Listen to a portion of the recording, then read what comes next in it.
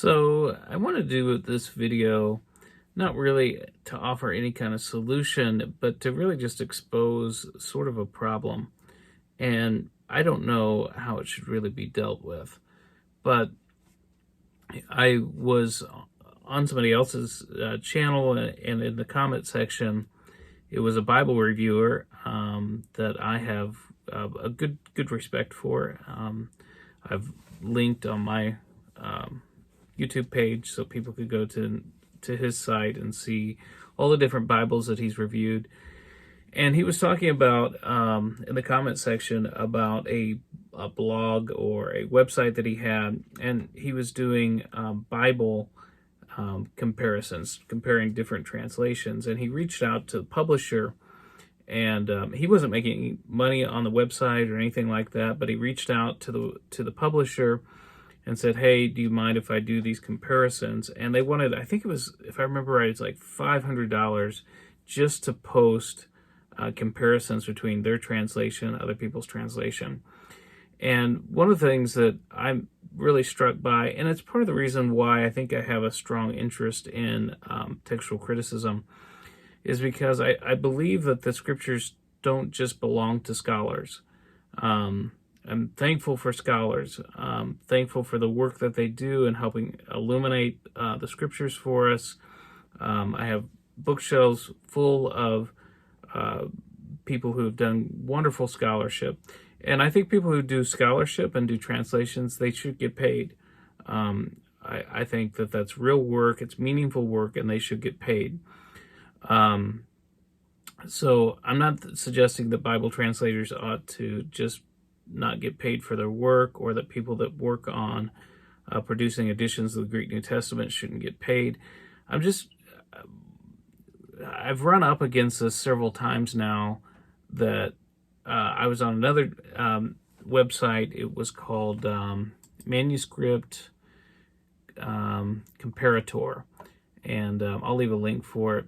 But at one time, I'm looking at the site right now, at one time they had where you could compare like the Textus Receptus with like the Nestle Aland text and things like that. But the Nestle Aland people, the people who run that, made them take that down.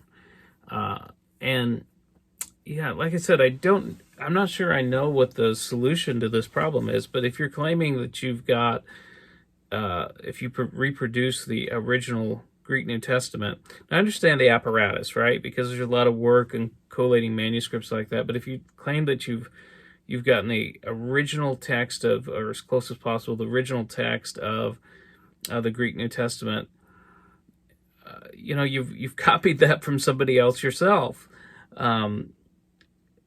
That came from God, not from man. So why? I mean, I understand some of it, and I want to see people get paid for their work. And like I said, I'm not really offering any solutions here, but just really kind of speaking out loud and maybe asking you in the comment section, what's your thoughts on this? Why is it that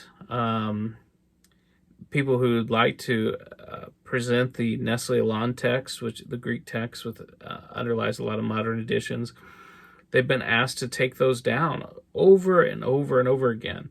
And like I said, I understand the apparatus, but the text itself, this is supposed to be the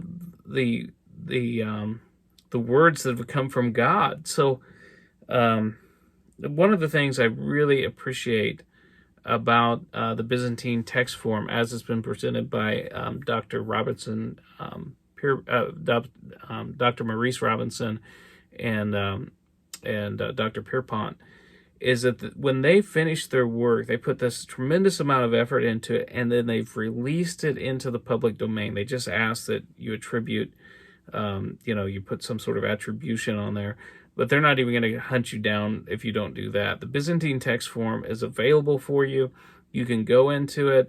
It's freely available. You can copy it. You can photocopy it. And there's an edition. I'd like to do a review of it. There's an edition of the Byzantine text form and a reader's edition, Greek reader's edition. It's been made freely available. And in fact, I've had the privilege to have the man who helped put the Reader's Edition together for the Byzantine text form, even comment on one of my YouTube videos. So I'm gonna, Dr. Dotson, I believe, is the one who did that. I'm going to try to do a review maybe of that Reader's Edition, and he's released his work into the public domain. So I think, rather than this just being a criticism of other people, because I'm not sure how we solve this problem, because like I said, I think Bible translators ought to get paid. I think people that do serious scholarship, they ought to get paid. But it seems like the text of Scripture itself, how do we get this into a format that people aren't always trying to chase down copyright restrictions? And there's just something that feels off about that. I also mentioned that Dr. Dotson had done a free lexicon, and I actually made this part of this Bible that I did. He released it into the public domain.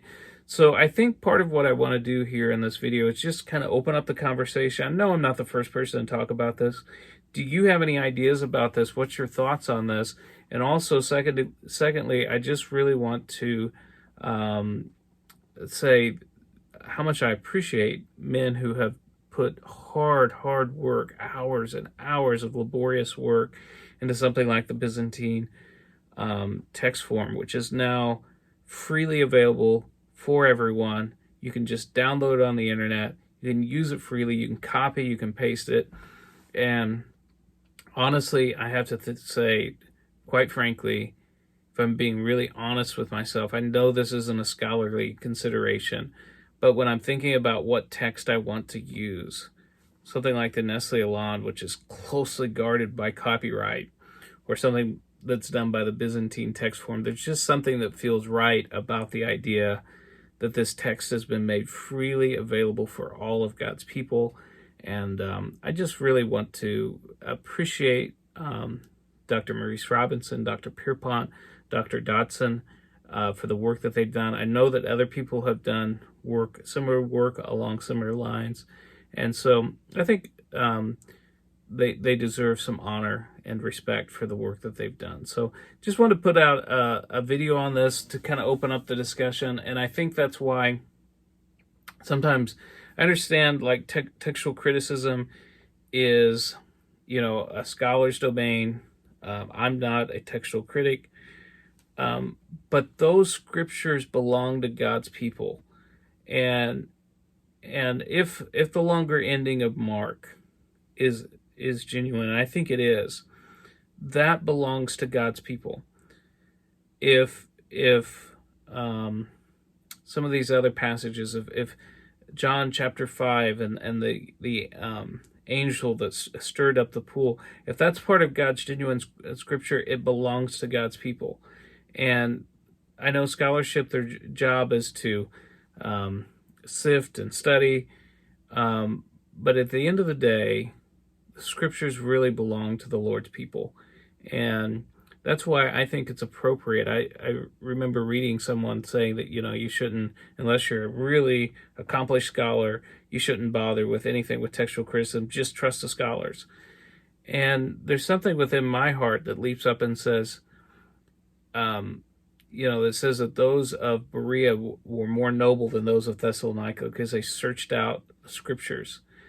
And if the scriptures belong to me, I think I have a right to know which ones are scriptures. And I think that's part of the reason why I'm so fascinated by textual criticism, because I try to have such a high view of scripture. I'm not trying to pat myself on the back. That's why I hesitated there. But I think that these scriptures are breathed out by God. And so every nuance is important to me. I want to know what has God given, not just to academia, not to the people in Princeton, not just to the people in Princeton, not just to the people in academia, but to all of God's people. And so whether the Byzantine text form is right, whether modern critical text is right, I need to know, because these scriptures have been given for me. And so anyways, I appreciate you watching today. And Like I said, I don't offer any solutions today. I don't know how to address this problem entirely, but I'd love to hear your thoughts on it and just kind of start the conversation rolling.